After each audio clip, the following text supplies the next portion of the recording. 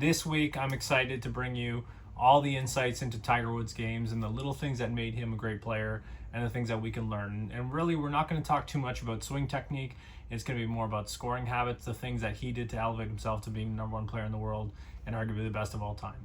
Okay, before we get into the podcast, I just want to talk a little bit about the 3-month mentorship. Last week on the podcast, I talked about what you get with it. But this week, I really want to kind of explain a little bit about what the experience is actually like. Like, my big thing for anyone I work with online is to make sure that they intimately understand their swing when they're coming out of the program, right? So my big thing is I don't want to have to work with someone for 5 or 10 years and get a weekly lesson with them and constantly be tuning them up. Like, I really want them to become the CEO of their own golf swing, right? So by using simple practices like a missed chart, like understanding TrackMan, understanding their biomechanics, understanding what practice habits are best for them, understanding how they learn, are they a visual learner or a kinesthetic learner, I'm going to help you really unlock your game so you can really understand your swing like you're the coach of your own swing, right? I'm not interested in giving one-off quick lessons or quick swing tips or quick swing trends like shallowing out or releasing the club a little bit more. I want to make sure that you understand your swing on a deep basis so you can play better quickly. Also, like to say thank you so much to Bunker Threads. I'm wearing the gear right now. I wear Bunker Threads on the driving range, on the golf course, when I'm doing lessons at home, online. The quality is unmatched, and the most important thing is I feel good and I look good when I play. Check out Bunker Threads. You're not going to be disappointed with their quality. And I'd also like to say thank you so much to TaylorMade Canada. They have stuck by me for the last few years in my business and have really made a huge difference in my game personally. My personal favorites is the QI10 LS driver, the P770 irons, which I play, the MG4 wedges, and I also play a TaylorMade Reserve putter. I absolutely love what TaylorMade is putting out. They're really focused on performance, as you would know, and really, are always pushing the boundaries in terms of making the best products for the best players in the world. Okay, so as I mentioned in the introduction, I talked about Tiger Woods and his scoring tactics and what we can really learn from it. Just a little bit about Tiger and my kind of understanding of what Tiger has done. He is really the main reason that I'm doing a lot of this today. I learned as a young kid watching Tiger on TV. I was lucky to be kind of in that 2001 to 2007 era of watching him on TV and just really kind of absorbing all the lessons that I would see every Sunday. It was like church for me, to watch Tiger and just kind of understand what he would do with his game. But I wanted to always go deeper. I would always listen to his interviews as much as I could possibly, just hear what he was saying, what he was talking about, how he's actually trying to improve his game. And I think there's a lot that we can learn from Tiger in terms of the way he approached the game. He never viewed himself as a prodigy. He always viewed himself as someone who was an underdog. And you can hear interviews of him talk about this, where he was the smaller kid and he was hitting it not as long. And he always felt like he had to outwork people. And I think that's a good mentality that we can have to approach our games, is to always feel like we have the mentality to have to outwork everyone else. Because, I firmly believe with Tiger, all the injuries that he accumulated over the years, I'm sure some of it was genetic. I'm sure a little bit of it was his swing and how much stress it put on his body. But I think the main thing was the work ethic that he would actually put towards his game. So, golf, you have to go out and earn it. And that's what he said in his Hall of Fame speech. Like, no one's going to give it to you. You got to go out and earn it. And I think that's something that we could take forward in our games to really feel like, if we want to push to our goals, you have to put in that time. You have to pay up, right? So really, the main thing I want to talk about today is Tiger from a scoring perspective and how he learned the game from the hole backwards, right? So when Tiger's dad, Earl, would take him out to the local military course that they grew up on, Tiger learned from the putting green backwards, right? And a lot of golfers these days have the opposite approach, where they want to learn, how to drive the ball. Everyone wants to hit their driver better. That's the main thing that I always get when people come to me in lessons.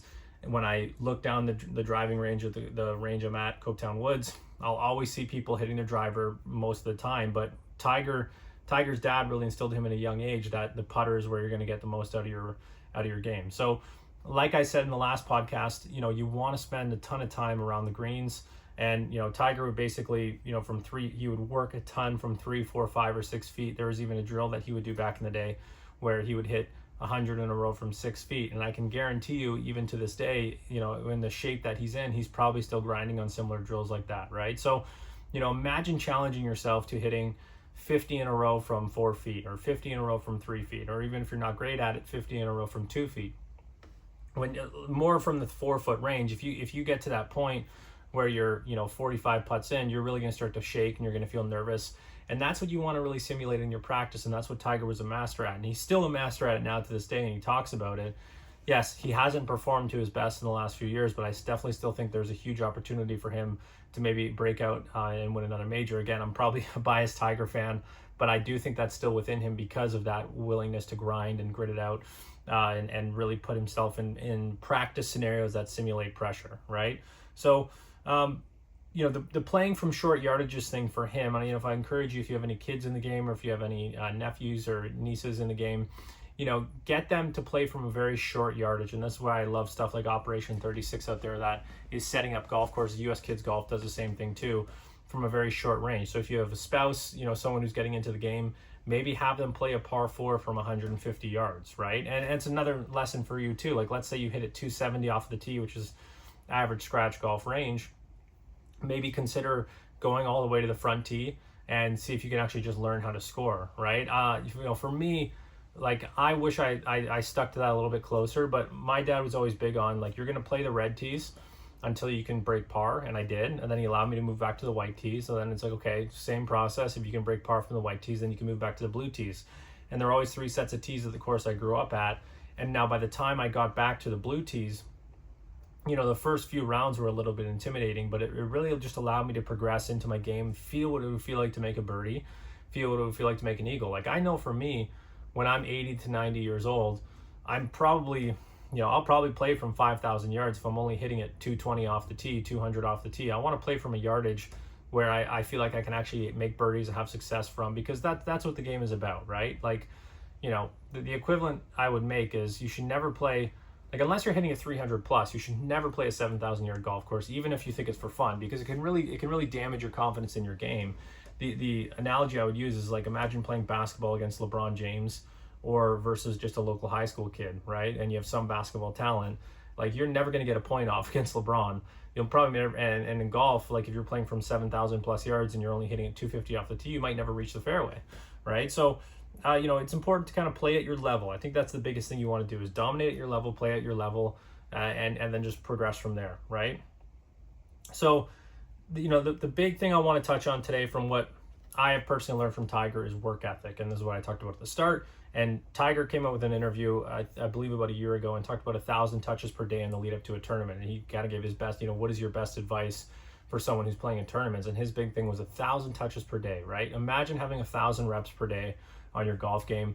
I've done that personally myself a few times, and it will take about 3 to 4 hours to complete. So if you're a competitive golfer and you actually have the time to do it, you should do it, right? And then maybe play 9 holes on top of that. And if you're just an everyday golfer, if you can get 300 touches in per day, 200 touches in per day, you should really count your reps and see how much volume you can push in the amount of time that you're allotted, right? And these reps should be very simplistic. So for Tiger, he would do 600 putts per day, 300 chips per day, 100 swings per day. And, you got to think of those 100 swings, you'd probably only hit 15 to 20 drivers, right? So, he's only maybe having about, 15%, well, not even really, 1.5% of his practice be his driver, right? Which is pretty incredible. And he believed that, if you can do more than half of your work on your putting per day, then your scoring ability is going to be much more higher, right? Because he always believed that he might go in with his B game or his C game and still be able to win. And he did that consistently over a long period of time, where he would show up a lot of weeks and maybe have his, not be hitting it great, maybe only hitting half of his greens or under his greens and regulation average, and he would still either come close to winning or actually win tournaments, right? So you should skew your practice reps heavily towards your short game and lower to your long game. And then when you do your long game work, it should be very quality work, right? Like simulating what would it feel like to be out on the golf course, picking 2 trees on the driving range or 2 targets on the driving range, and really simulating that fairway, right? So that's about work ethic, right? No one outworked him, and that was the reason he was Tiger Woods, right? And this begs the question too these days, like, can he actually get it done now, because he just doesn't have the amount of repetitions that he had when he was younger, fit and healthy, right? So, if you always just have to ask yourself that question, if you want to get better at your golf game, are you willing to put in the repetitions, right? And if you're not, then just play to enjoy the game, right? I saw this, I always see this with my clients. Like, I get a lot of people coming in that are, everyone wants to, get tremendously better. Like, if they're a 10 handicap, they feel like they can get down to a scratch golf level, but their lifestyle, like, they might be a doctor who's always doing surgery and they just don't have the lifestyle to be able to actually support it, right? you just have to ask yourself that question, like, do you actually have the time to put in? The guys who I find set their lifestyle up around golf and really put the time in are willing to do stuff, simple stuff like drilling from home, like home reps is a big thing, right? If you can't get to the driving range, then do it in front of your mirror, right? Or do it at a net at home. Just do something every day to get better, and you're going to get better. I mean, it's a very simple rule, but golf is one of those games where you just need repetitions. Like, I know for me personally, when I'm going to play in a tournament next year, when I get back into my tournament season, like if I were to go and try and play today right now in the fall, I haven't been really training my game too much. I'd probably be a mess out there. And the reason being is just because I'm not putting in those proper amount of reps, right? Another big thing, transitioning into the next concept Tiger was big on, and he still is to this day, and you can see it in his putting warm-ups, is one-handed training. So I had a coach growing up, and basically every lesson that we would go through, he would always get me to do stuff with one hand, right? So whether it was hitting shots with just my left hand, shots with just my right hand, he would get me to even hit shots like the master level would be, can you hit a full out 7-iron on one foot and one hand and see if you can actually make good contact, right? For that, I would really start out small. Like if you can hit a little 10-yard chip and make solid contact with just your left hand or right hand on the club, then that's a really good starting point. What you'll see with Tiger, every time he warms up his putting, he puts a little gate down for where his putter can swing right through the gate, and he putts with just his right hand. And for him, the right hand is the leader, right? So I think that is something that I'm always preaching onto my clients, like, hey, do the one-handed training. I don't see a lot of golfers doing it. If I'm being honest, maybe 10 to 20% do, but the ones that do always talk to me afterwards about feeling a deeper sense of connection to the club face. And what I really like about the one-handed training too is it sets the bar low, right? Like if you make poor contact off of hitting off one hand, so be it. Now, what it ultimately hits at too, we look at the swing in 5 different sections, right? So we have, and this is how I look at it, this is how I've viewed quite a few great golf coaches that I've worked with look at it. You have your swing technique, you have your coordination, you have your tempo, then you have your setup fundamentals, and then your mental game, right? Now that the one-handed training gets on the coordination side of things. I've seen a lot of guys come into my academy with beautiful looking swings, but just hit it all over the face, and it's mainly because they're not coordinated. Now, naturally, if you're a newer golfer, and this is a big message for golfers really wanting to get better quickly, if you do a ton of that training, it's just going to allow you to get more sense to where that ball is at impact. And I'll give that drill a lot to people who like the one-handed training, who always tell me that they just feel like they lose the club at the top. They feel like they lose all connection to it. Well, the simplest way to get more connection to it is to really just do the one-handed training, do it religiously. I'll give you one little quick example. Through COVID, I had so much time on my hands. My indoor academy was shut down. My outdoor academy was shut down. I was only doing a little bit of online work at the time. And I decided that, okay, I'm going to do maybe, 100, if I can do 100 one-handed swings per day into my net, then let's see if I can actually do it. So I would do 50 with my left, 50 with my right, with my 9-iron. And those were my best training sessions I ever had. And I came out with little to no playing experience that year, and was easily shooting high 60s, low 70s. And for me, I'm someone who it takes a long time for me to get my kind of reps going into the season. And that's something that I've carried forward to this day, is doing a lot of that one-handed training. Like every warm-up, if I can hit at least 10 with left hand, 10 with right hand, and give myself that time, I always find my ball striking is that much better, and it's easier for me to find the center of the face. Now, speaking of the center of the face, that's something that Tiger was huge on, right? And he talks about it to this day, is that his body is so limited, all he really works on is trying to hit the center of the face. Now, okay, yeah, that sounds a little bit cheesy. Like, okay, well, how do you actually work on hitting the center of the face? I really think it's about having the intention of hitting the center of the face and just continuing to work on that over and over again. Rory talked about this too, where I believe it was when he won the U.S. Open at Congressional, and they asked him, what he was working on. He was simply saying, I'm just trying to hit the center of the face more often. And that's always his default when he feels like his swing is struggling, is he just starts to think about the center. It's like anything else. Like in football, I would imagine, I played a little bit of football when I was growing up. If my throw was ever struggling, I would just think about a nice spiraling release. When I was playing basketball growing up, I always just think about really, feeling a sweet release with my left hand. When I played a little bit of tennis growing up, I'd always just think about hitting the center of the tennis racket. I don't think we do enough of that. I think we think about elbows, knees, hands, body. Like there's just a whole bunch of things that you might think about that actually gets away from what really matters. And what really matters to me is hitting the center of the face. Now, what we can do from a technical perspective in terms of working towards hitting the center of the face more, I think you can do stuff like really closely monitoring your ball position, right? And if you're hitting it consistently in the toe and low on the face, then you're probably too far forward. If you're hitting it consistently higher on the face and in the heel, well, it's probably too far back.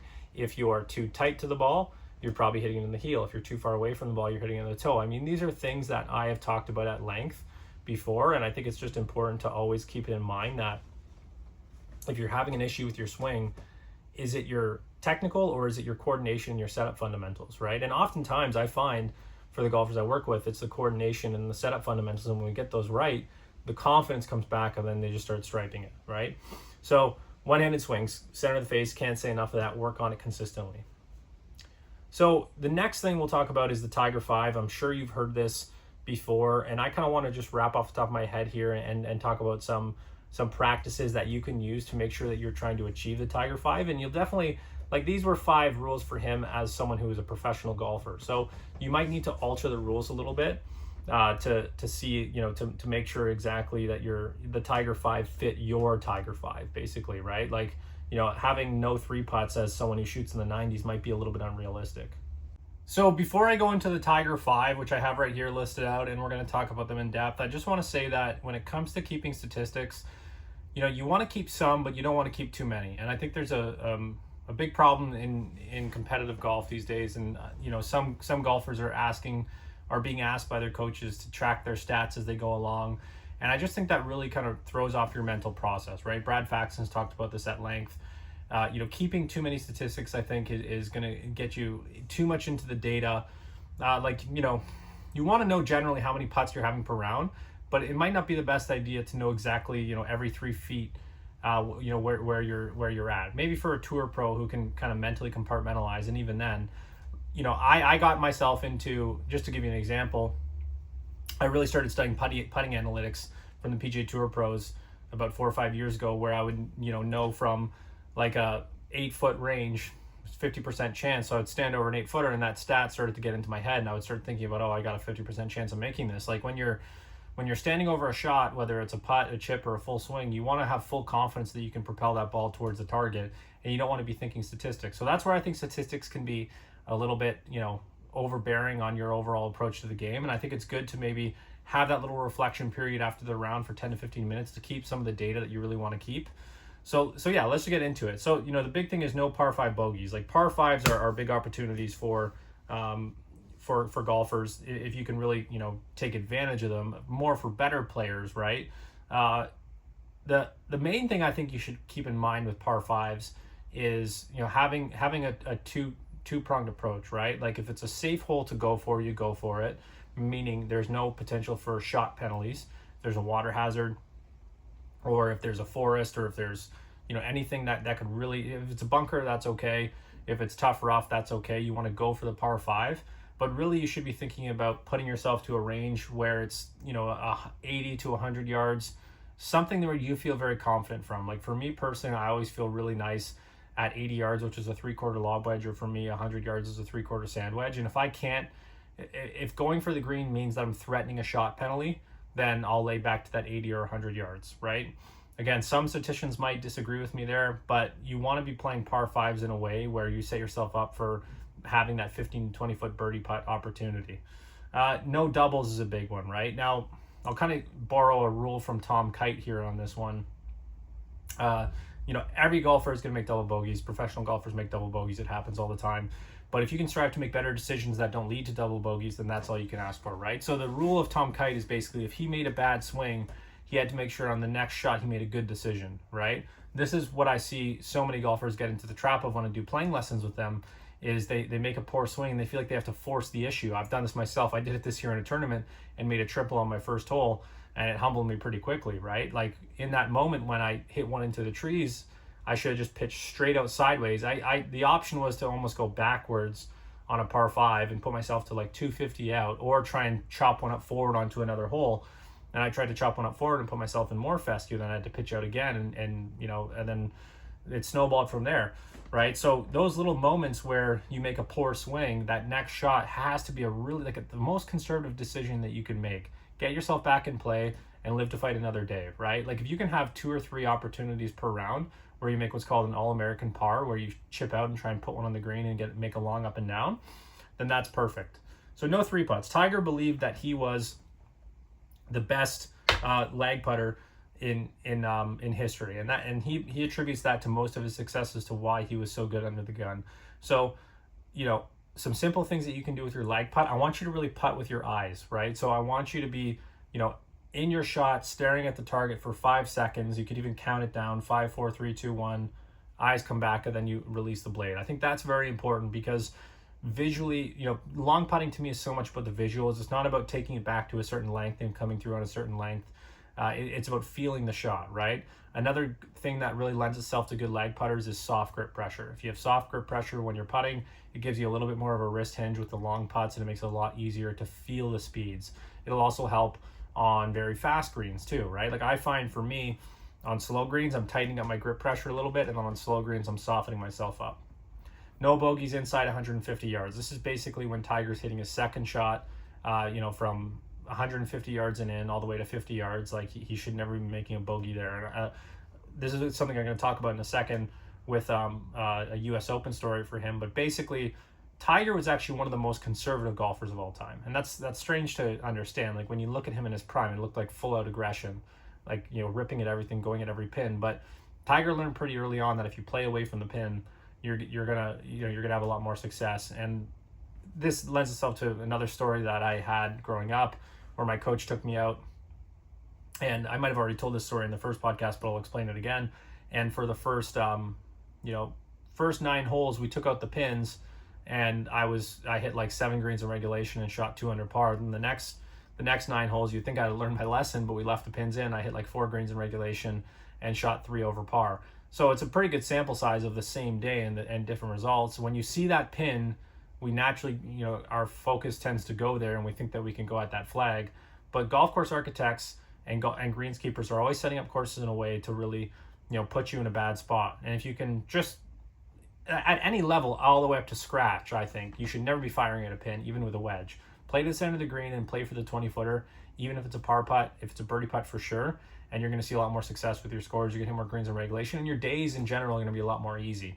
And your misses, might be actually to the pin or to the side of the green, where you still give yourself a putt. So no double chips is basically, making sure that you're not chipping twice. That rule is a little bit up for interpretation, but basically you should actually, this is kind of lends itself to the last one, where inside 150 yards, you want to make sure that you're putting your chips into a spot where you're not going to sacrifice another shot. So if you're behind a bunker and you got a pin that's 6 feet on the green on the other side of the bunker, then your mindset should probably be to land it in the hole, not to hit a perfect shot, right? And sometimes it's actually better to hit it 15 or 20 feet long. It's also worth considering if you're laying up on a par 4, let's say you hit it in the trees and you got to just lay up to the spot where you give yourself the best angle into the green. And some statisticians, might go against me on that, but definitely there's a thread between some of the best players of all time talking about picking the right angle to go in on, right? So if you just lay up without even thinking about it, and you put yourself behind a bunker, behind a water hazard, you have to go over a tree, you can pretty much guarantee that your strokes gained is going to get thrown off, right? So to talk about the no bogeys inside 150 yards a little bit more, I'll tell a story about what Tiger learned at one of the late 90s U.S. Opens. And he was paired with the number 1 player, I believe, at the time, or one of the best players in the world, Nick Price. If you don't know who Nick Price is, study him. I'm a huge Nick Price fan. He's an absolute ball striker, one of the best iron players of all time. And Tiger learned in a practice round with Nick Price that, he kept watching him all day. And it was, if there was a pin cut 10 feet on the right side, he'd play 30 feet to the left. If there was a pin cut in the front, he would play all the way to the middle. If there was a pin cut in the back, he'd play to the middle. So he was basically positioning himself in the fat spots of the golf course, right? And this is something I learned early on that really helped me become a scratch golfer quickly, was that, what most golfers do, right, is they make very, very conservative swings to aggressive targets, right? And I want you to flip that. I want you to make aggressive swings to conservative targets. So Tiger, playing that practice round with Nick Price, realized that, although this guy is one of the best iron players in the world, even he's playing away from the pin. Ben Hogan talked about it too, right? So if you can position yourself, like imagine having a day on the golf course where you hit all 18 greens and you have all 20 footers for birdie, right? You played away from the pin. You're probably going to easily shoot 4 or 5 under par if you can get your putter heated up a little bit, right? So it's just important to remember. Now, again, we're obviously talking simulation. Most people are never going to hit 18 greens in their life. It's a very rare thing, but just talking from a simulation perspective, I'd way rather have that than firing at every flag, getting yourself into bad spots where the angles just don't match up, right? Couple more things to go through. Talking about Tiger's military mindset towards golf. There's a thread amongst great golfers and a military background. Tiger obviously wasn't in the military, but his dad was. You can think of Chichi Rodriguez, who was in the military, and Lee Trevino. Typically, golfers with some sort of military background have much better success at the game because they apply that military mindset to their golf game. Tiger at one point was even ready to leave golf to I believe, join the SEALs, and he did mock training missions, which he has said at times that's been one of the reasons why he injured himself. But Tiger's dad was a Green Beret, and he was big on, and in one of the toughest wars imaginable.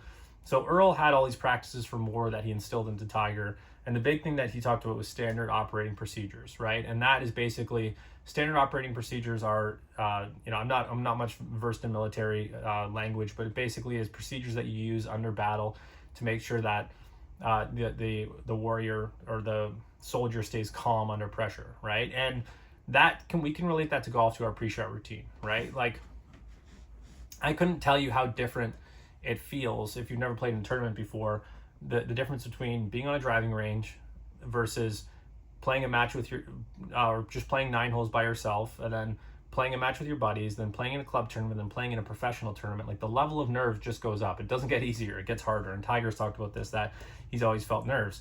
Now, a way to overcome this is to have a routine where you chart out every step along the way. And it might be 9 steps, it might be 10 steps, but I want you to get as detailed as you possibly can, right? Now, just off the top of my head, a really good routine comes down to, feeling your swing, visualizing the shot, having an element of relaxation, and then one swing thought and pulling the trigger, right? So for me, I'll just say my routine quickly. I like to really make a proper decision on what shot I'm going to hit, and that should only take about 10 seconds. So I'm factoring in the lie, uphill, downhill, temperature, how I'm feeling that day, the wind, and then I pick my club from there. Then I'll make 2 practice swings where I really just feel rotation, because that's a big thing for me, is feeling rotation. I get behind the ball, I visualize a small fade 3 times. I take a deep breath, I walk in very slow and lazily to feel relaxed. I set my alignment, feet together, face on the target, then step the feet out. One look at the target, waggle, and then go. And all I'm trying to execute is rotation, right? So there's that element there of feeling the swing, visualization, relaxation, and then having a trigger word, and then just going for it. Now, I find when you really religiously follow your routine and you practice it and you time it and you actually video it and you go through that process, the nerves start to become just something that's there. And it's almost as if the nerves can become your little secret, your superpower, where you can tap into there and build off the adrenaline that you're feeling, right? Because it really, all the nerves are is just adrenaline. And if you have a routine that properly harnesses them, then it becomes a lot easier to overcome. And this is coming from someone who, I might have mentioned this before, but I've withdrawn from tournaments because the nerves were so bad and I would fake an injury because I just couldn't handle standing on the first tee and not knowing where the ball was going. And I found, since coming back to golf, that using my standard operating procedure, getting in deeply into my routine, it's allowed for me to overcome the nerves. If anything, play better with the nerves, right? So let's talk about 2 more things here. I want to talk about Tiger's putting fundamentals. There's a great book from Tiger. I believe it's called How I Play Golf, and he released it in like 99 or 2000. It's got a bunch of great pictures on just, things that he demonstrated. It was a very simplistic book. And, if we look back on it now, a lot of golf instructors might say, well, it's kind of rudimentary knowledge. Like, yeah, everyone should know this, but the fundamentals never go to style, right? And Tiger talks at depth about his putting fundamentals and simple stuff like his reverse overlap grip, where he would have his index finger on the top of his bottom hand and the thumb straight down the shaft, and soft grip pressure. And that's another thing that he worked on extensively when he got out on tour. Butch Harmon, his coach at the time, gave him this device where every time he squeezed it just a little bit too tightly, it would beep on him. And he said it was one of the most annoying drills he ever had to do, but it really helped him, get a really deep sense of feel with his putting stroke. So that's, the simple thing I say in every putting lesson to no matter who I'm working with is soft hands and head down. And that's the next thing that Tiger, what you'll notice about him and his putting throughout his whole career, is he lets the blade go and then he looks up at the putt, right? So having that 3 to 4 feet buffer room where you're keeping your head down. He would even do a drill where he would keep his left eye shut so his peripheral vision couldn't track the ball. And that's something that really betrays us when it comes to putting is peripheral vision, because we're naturally wired to want to follow the ball. Now what I see in my playing lessons, like I'll warm up with someone and I'll ask them to keep their head down on the putting green. They're doing a really good job of it, and we get on the golf course. They get on the second hole, let's say, and they get their first birdie opportunity. And then as soon as they hit that putt, their eyes are going right towards the hole, right? So it's just going to help you keep in your stroke a little bit more. And this is something I learned from my coach Ralph Bauer, that the shoulder is the engine of the stroke, and if the head looks up, the neck goes, the shoulders go, and you're off plane, right? So I remember watching last year at the Canadian Open, Aaron Rai, a good English player, and he sat there at about 5 to 6 feet, and I might be butchering the story a little bit, but I saw him hit about 30 putts where he was listening for the ball to go in, right? So that's a very important point. If you can use your other senses to track the ball, it keeps you in a really nice stroke. Another thing that Tiger did with his alignment, and you can see this with Jack Nicklaus, you can see this with John Rahm, you can see it with a lot of great putters, is that his feet, like imagine this is my target line, his feet are slightly open, right? Most guys I see coming in for a putting lesson have their feet pointing at the target or even away from the target, and they're shut off, then they have to manipulate the wrist, right? So if you get your alignment a little bit more open, let's say in like a fade to a cut stance as a right-handed golfer, I know I'm doing everything reverse here, so it's probably hard to visualize, but just imagine having a bit of a fade stance when you putt that keeps the wrist flowing a little bit easier through the blade, okay? Or through impact. Now, but another thing Tiger would do too is he'd play around with his ball position. It was more towards the middle. He's also played some years where it's a little more forward. A lot of that is based upon your club path, right? So if you have more of an in to out path, I find it's better to move it forward. If you have more of an out to in path, it's better to move it a little bit back, right?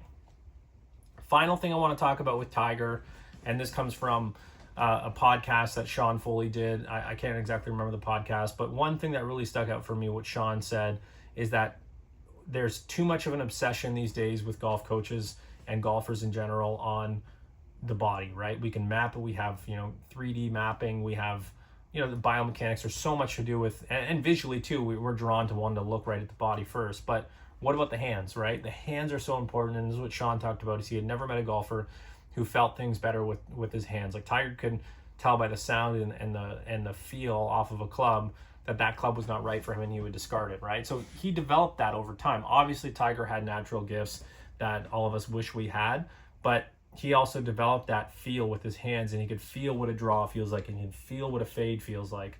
And Tiger was basically, all about feeling everything in the hands. So the way we could relate that to our game, if you have a constant hook miss, we'll simply just hold the hands on longer, hold your angle a little bit longer. And if you have a more of a slicing miss, you're probably coming in more like this with the butt of the club going towards the target, and you have to release your hands a little harder, right? I know it's hard to visualize if you're just listening, but basically, if you do some sort of training with your hands on a daily basis, just like the one-handed stuff, you're going to get a better sense as to where that club face is. You're going to get a better sense as to what it feels like to be straight. And that really relates to face angle. And every lesson I do, no matter what, I always spend some time with that golfer on feeling what their face angle should feel like when they're hitting it well.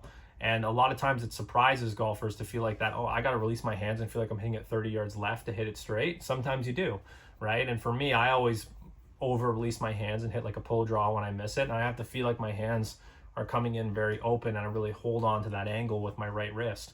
So if you can take some of those scoring things from Tiger Woods, I think you're going to be much better off. And just pick one thing, right? Like I think probably the best thing you can do is use his putting fundamentals immediately, and you're going to start to see some better results. So thank you so much for listening along, and please subscribe to the Spotify podcast, 80s to 60s Golf Podcast. It's also on YouTube if you like to watch along. But thank you so much. And if you have any insight into what you would like to see, please leave a comment on the YouTube channel or Spotify, or message me on Instagram at Lancaster Golf Performance. Thank you so much.